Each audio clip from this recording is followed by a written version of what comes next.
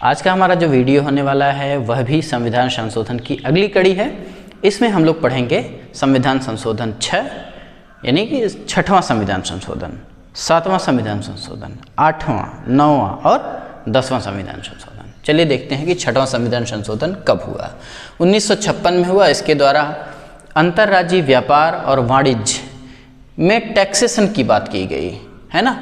इसमें 269 और 286 में संशोधन किया गया, अनुच्छेद 269 और 286 में संशोधन किया गया। और इसमें संघ सूची का जो विषय है उसमें 92 क को, अनुच्छेद 92 क को ऐड किया गया, ये भी ध्यान रखिए।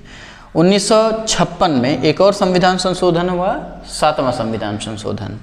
इसमें क्या किया गया, भाषाई आधार पर राज्यों का पुनर्गठन, जिसमें पहले के 3 श्रेणियों में राज्यों का वर्गीकरण जो था उसको क्या किया, समाप्त किया गया। पहले राज्य के 3 वर्ग होते थे, उसको क्या किया गया, समाप्त किया गया। समाप्त करके इसको 2 श्रेणियों में बांटा गया, एक केंद्र शासित और एक राज्य होंगे, ठीक है। और उसी में लोकसभा और राज्य विधानमंडलों की जो सीटें होती थी उसको भी परिवर्तित किया गया, उसी के अनुसार समायोजित किया गया। 8वां संविधान संशोधन 1959 में हुआ। इसके अंतर्गत हम लोग क्या देखेंगे कि जो केंद्र सरकार है यानी कि लोकसभा और जो राज्यों की विधानसभाएं हैं, जो विधानसभा होती है उसमें SC, ST और आंग्ल भारतीय जो होते हैं उनके आरक्षण की जो व्यवस्था है, सदन में की बात मैं कर रहा हूँ, उनके आरक्षण की जो व्यवस्था है वह 10 साल के लिए और बढ़ा दिया गया। यानी सीधा सीधा यह है कि SC, ST यानी अनुसूचित जाति और अनुसूचित जनजाति के लोगों का जो राज्य में यानी स्टेट में जो विधानसभा और लोकसभा में जो उनका प्रतिनिधित्व होता है, उस प्रतिनिधित्व को आरक्षण का जो रूप दिया गया उसे 10 साल के लिए क्या किया गया, बढ़ा दिया गया 8वें संविधान संशोधन से। 9वें में क्या है, 1960 में हुआ 9वां संविधान संशोधन। इसके द्वारा संविधान की पहली जो अनुसूची है जिसमें भारत राज्यों का संघ है ऐसा कहा गया, उसमें क्या किया गया, संशोधन किया गया पहली अनुसूची में। वो इसलिए किया गया कि जो भारत का क्षेत्र था बेरूबारी और खुलना, ये वेस्ट बंगाल में पड़ता था तब, और जो वेस्ट बंगाल के पूर्व का जो हिस्सा आज का बांग्लादेश है वह पाकिस्तान का हिस्सा होता था। तो नेहरू और नून के द्वारा एक समझौता हुआ था 1958 में, किसी बात को लेकर के समझौता हुआ था। उस समझौते के अनुसार, उस शर्त के अनुसार इस बेरूबारी और खुलना को पाकिस्तान को सौंप दिया गया।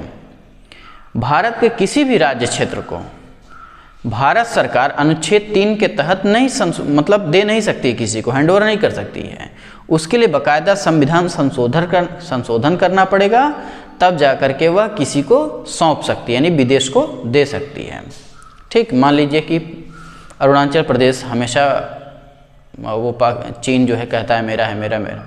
झगड़े से बचने के लिए कोई सरकार चाहे, भारत सरकार चाहे कि हाँ इसको हैंडओवर कर दें, तो उसे वह ऐसे ही हैंडओवर नहीं कर सकती है जब तक कि वह संविधान संशोधन न करके दे। जब तक संविधान संशोधन नहीं होगा तब तक वह नहीं जाएगा। इसलिए कि उस टाइम पे जब ये बेरूबारी को हैंडओवर किया जा रहा था तो उस टाइम पे वेस्ट बंगाल की जो सरकार थी उसने सुप्रीम कोर्ट में चैलेंज किया था कि ऐसे ही नहीं दिया जा सकता है। तो सुप्रीम कोर्ट ने कहा कि इसके लिए आपको संविधान संशोधन करना पड़ेगा, तब आप इसे हैंडओवर कर सकते हैं। तो यही संविधान संशोधन करके पाकिस्तान को दिया गया। 10वां संविधान संशोधन, इसके अंतर्गत दादर नगर हवेली को भारत में शामिल किया गया और शामिल करने के पश्चात इसे राज्य का नहीं बल्कि केंद्र शासित प्रदेश का दर्जा दिया गया। जो केंद्र शासित प्रदेश होता है इसके शासन की जिम्मेदारी जो होती है, यहाँ के प्रशासन की जो जिम्मेदारी होती है वो राष्ट्रपति की होती है। चाहे दिल्ली हो या पहले जो जम्मू कश्मीर होता था, अभी लेह और जम्मू में वो डिवाइड हुआ है, या पुदुचेरी ले लीजिए, दादर नगर हवेली ले लीजिए, पोर्ट ब्लेयर ये ले लीजिए, आपका अंडमान निकोबार ले लीजिए। यहाँ की जो व्यवस्था होती है वह सीधे सीधे राष्ट्रपति की हस्तक्षेप के अंतर्गत होता है, ठीक है। बस आज के लिए इतना ही, तब तक के लिए नमस्कार, जय हिंद।